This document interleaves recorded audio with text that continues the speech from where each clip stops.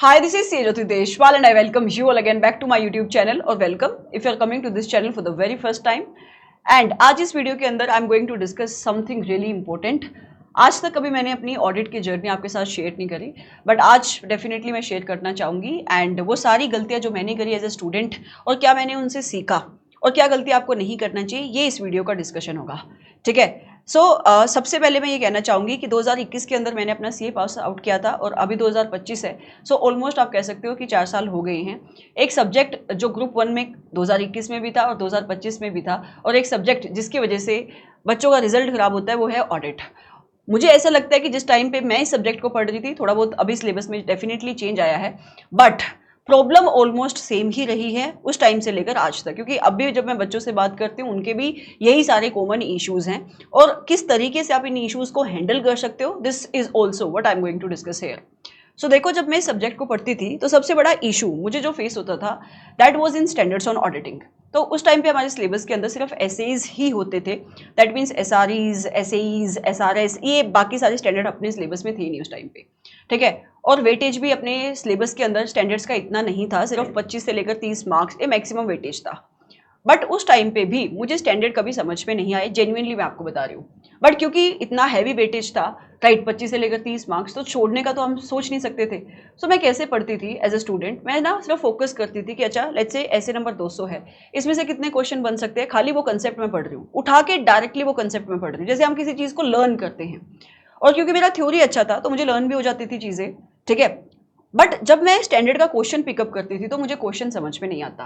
अगर एग्जैक्टली मैंने कोई क्वेश्चन पढ़ लिया और वो सेम ही तरीके का क्वेश्चन आ रहा है बार बार, तो डेफिनेटली मैं उसको अटेम्प्ट कर पा रही हूँ.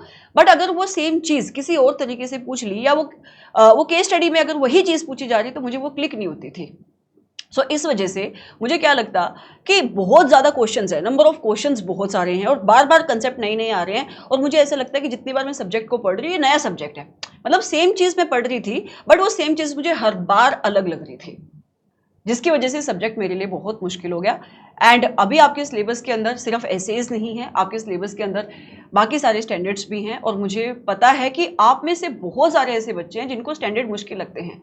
और अगर मैं आपको बताऊं एज ए टीचर, जब मैं पढ़ाती हूँ तो मुझे ईजी पार्ट पढ़ाने में भी स्टैंडर्ड ही लगता है. तो ये चेंज मेरे अंदर कैसे आया? चेंज आया चीज़ों को समझना जब मैंने शुरू किया. ठीक है.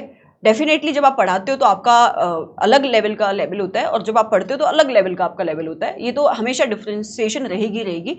बट जब भी आप स्टैंडर्ड्स को पढ़ो, मैं आपको एक तरीका बता देती हूँ स्टैंडर्ड को पढ़ने का सही तरीका क्या है. हमेशा आप उस स्टैंडर्ड के फ्लो के ऊपर फोकस करो. जैसे कि अगर मैं एक नॉर्मल फ्लो बताऊं, हर एक स्टैंडर्ड के अंदर क्या होता है, उसका ऑब्जेक्टिव होता है. ठीक है. फिर उसके अंदर उस ऑब्जेक्टिव को मीट करने के लिए कुछ रिक्वायरमेंट लिखी होती है, और मोस्ट ऑफ द स्टैंडर्ड्स के अंदर वो रिक्वायरमेंट क्या है, रिस्क का पोर्शन, रिस्पॉन्सेज का पोर्शन, रिपोर्टिंग का पोर्शन, राइट. एंड एक आधा कुछ उधर आपको एग्जाम्पल वाला पोर्शन भी देखने को मिल सकता है. ज्यादातर स्टैंडर्ड का फ्लो यही रहेगा. अब अपने को जब एक बार स्टैंडर्ड का फ्लो पता लग गया तो हमें स्टेप्स पता लगे कि अच्छा ये कुल मिला के 4 स्टेप है, 5 स्टेप्स है जहां से क्वेश्चन बन सकते हैं. दूसरा, अब हमें ये फोकस करना है कि वहां पे क्या लिखा हुआ है. लेकिन सिर्फ क्या लिखा हुआ है इतने से मेरा काम नहीं चलेगा, क्योंकि क्या लिखा हुआ है ये मैं लर्न कर लूंगी, बट जब वहां से क्वेश्चन आएगा तो मुझे पता होना चाहिए कि वो क्यों लिखा हुआ है. और आपको लेवल पता है, जब इंस्टीट्यूट स्टैंडर्ड के क्वेश्चन पूछता है तो किस लेवल के वो क्वेश्चन पूछ सकता है. ठीक है. मुझे क्या के साथ क्यों भी समझना है.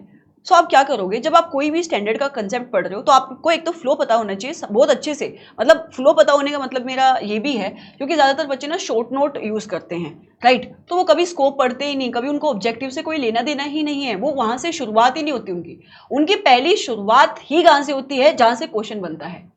तो वो कंसेप्ट तो आपको लर्न हो जाता है, बट वो कंसेप्ट कहाँ पे लिखना है ये आपको एग्जाम में समझ में नहीं आता. ठीक है. तो जब भी आप स्टैंडर्ड पढ़ो तो हमेशा फ्लो के ऊपर फोकस करो. फिर जो भी आप कंसेप्ट पढ़ रहे हो, जस्ट मेक श्योर आपने एक कंसेप्ट पढ़ा. लेट्स से कि हमने SQC1 का पहला एलिमेंट पढ़ लिया, लीडरशिप का.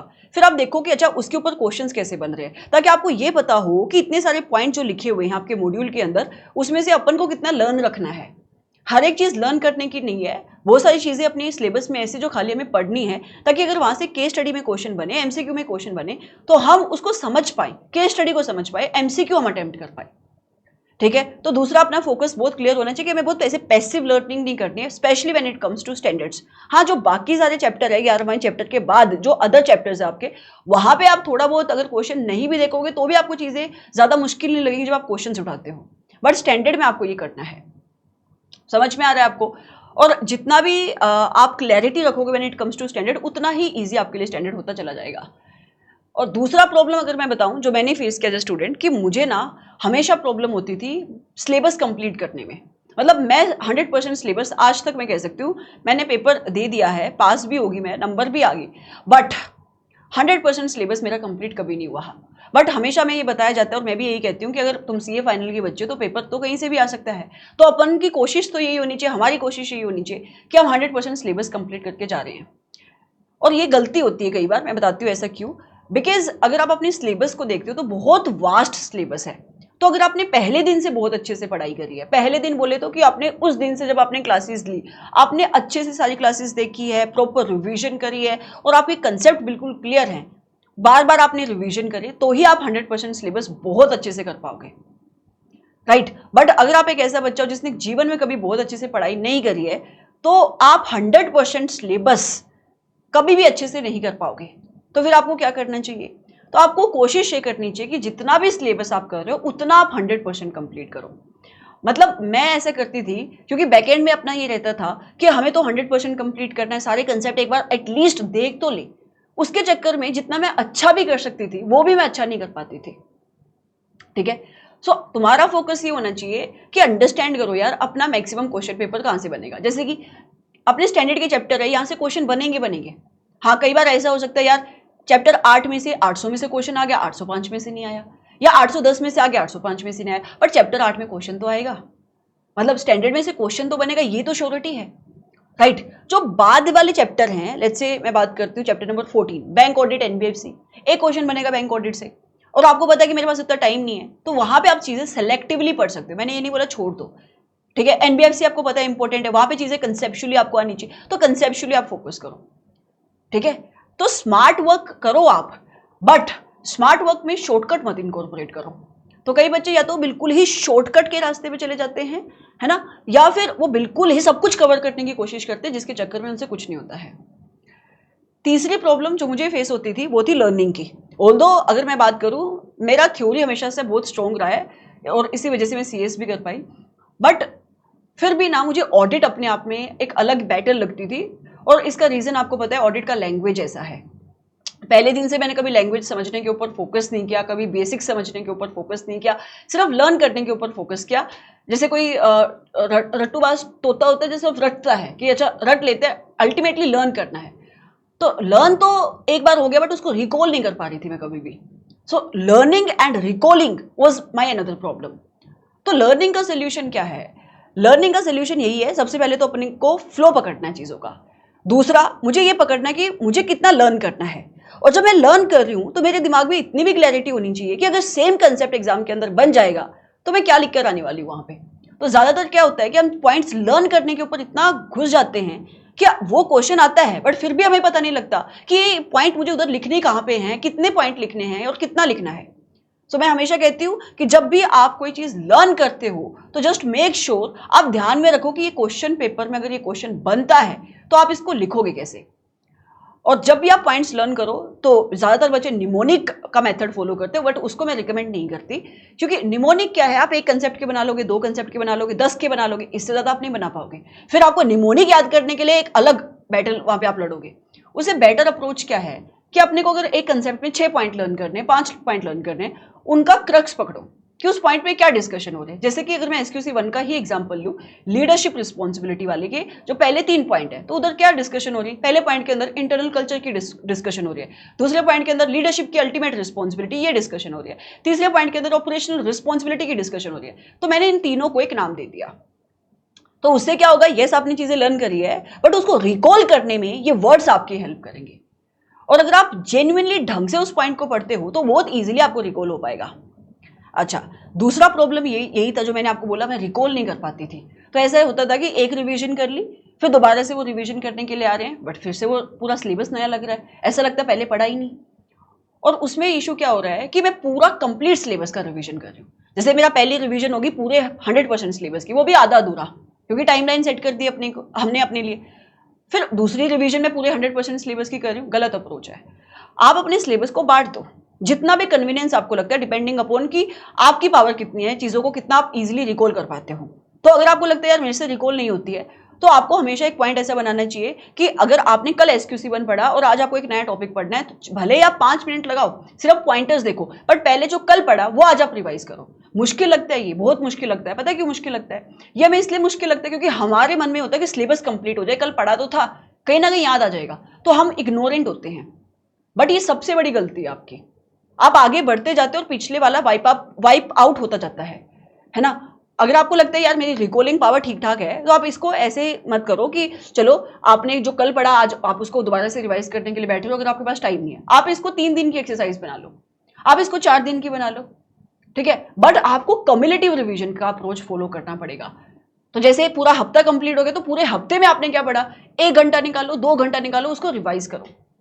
बहुत मुश्किल है ये, मैं आपको बता देती हूँ। मैं आज आपको चैलेंज दे रही हूँ, आप इसको एक्सेप्ट करो। आप इसको कर नहीं पाओगे। जितने भी बच्चे इसको सुन रहे हैं उसमें से हार्डली 10% बच्चा होगा जो इस कम्युलेटिव रिवीजन को फॉलो करेगा टिल दी एंड। बट अगर आप कर पाए, आई कैन अश्योर यू, ये जो आपकी प्रॉब्लम है ना कि मैं रिकॉल नहीं कर पाता हूँ, ये प्रॉब्लम आपकी सोल्व हो जाएगी। चलेगा आपको? यस। सो बेटा यही कुछ चीजें हैं जो इस सब्जेक्ट में मोस्ट ऑफ द बच्चा फेस करता है। अच्छा, इसके अलावा एक और प्रॉब्लम है जो आपको फेस होती होगी बट मुझे नहीं हुई, क्योंकि जैसे मैंने आपको बोला कि थ्योरी का सब्जेक्ट है, तो मेरी थ्योरी अच्छी थी, है ना। वो प्रॉब्लम है राइटिंग की। ज़्यादातर बच्चों का इंग्लिश अच्छा नहीं होता है, और क्योंकि उनका इंग्लिश अच्छा नहीं है तो उनको समझने में भी प्रॉब्लम आती है, मुश्किल लगता है, लर्न करना भी मुश्किल लगता है और लिखना भी मुश्किल लगता है। और क्योंकि ऑडिट का तो लैंग्वेज भी ऐसा है कि जिसकी इंग्लिश अच्छी है उसको भी कई बार ये सब्जेक्ट लिखना मुश्किल लगता है। तो इसका सोल्यूशन क्या है? इसका सोल्यूशन, जो इसकी प्रॉब्लम है वही इसका सोल्यूशन है। सो अगर आपका प्रॉब्लम राइटिंग प्रैक्टिस है तो इसका सोल्यूशन भी राइटिंग प्रैक्टिस है। बट अभी आपके पास इतना टाइम अवेलेबल नहीं, तो आप राइटिंग प्रैक्टिस कैसे करोगे? तो मैंने इसको पहले भी कहीं तो बोला है कि अगर आज से भी, आज आपके सिलेबस के मतलब एग्जाम्स के ऑलमोस्ट 30 दिन बचे हुए हैं, तो अगर आज से भी आप 2 क्वेश्चन लिखना शुरू करते हो, आप बोलोगे वो 2 क्वेश्चन कौन से होंगे, मैं कैसे डिसाइड करूंगा? तो मैंने देखो एक टॉप 70 क्वेश्चन का PDF डाला हुआ है, उसी को आप उठा लो। सिर्फ वो क्वेश्चन भी अगर आप लिख पा रहे हो, वो तो 70 क्वेश्चन है, हर रोज एक क्वेश्चन लिखोगे, 2 क्वेश्चन लिखोगे, तो आपका ऑलमोस्ट कंप्लीट हो जाएगा 70 क्वेश्चंस। तो अगर आप उतना भी लिख पाते हो, तो आपकी ये जो प्रॉब्लम है ना कि मैं लिख नहीं पाता हूं, मुझे नहीं समझ में आता है, कि मेरा पेन रुक जाता है एग्जाम में जाकर, वो प्रॉब्लम सोल्व हो जाएगी। इसकी मैं आपको गारंटी देती हूँ। समझ में आ रहा है? तो इस सब्जेक्ट में सिर्फ यही कुल मिला के इशू है।